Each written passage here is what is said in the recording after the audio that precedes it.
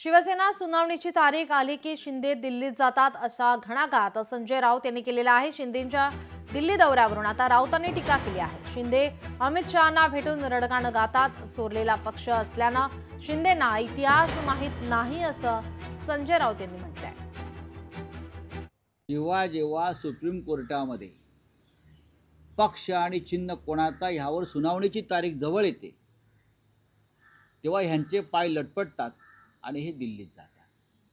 कधी अमित शहांना भेटतात, कधी मोदींना भेटतात। बाकी त्याच्या मागे काय नाही। तुम्हाला मागच्या तारखेला माहीत असेल 2 दिवसापूर्वी ते अमित शहांना भेटले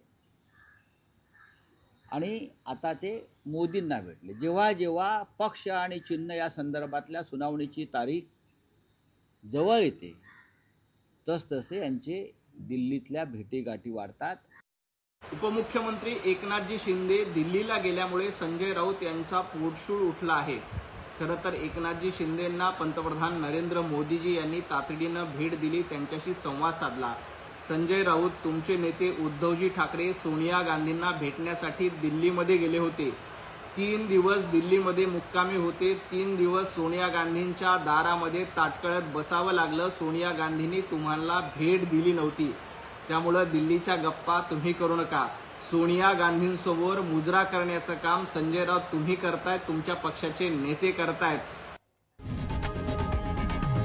लोकशाही मराठी ऐका, पहा, जागरूक रहा।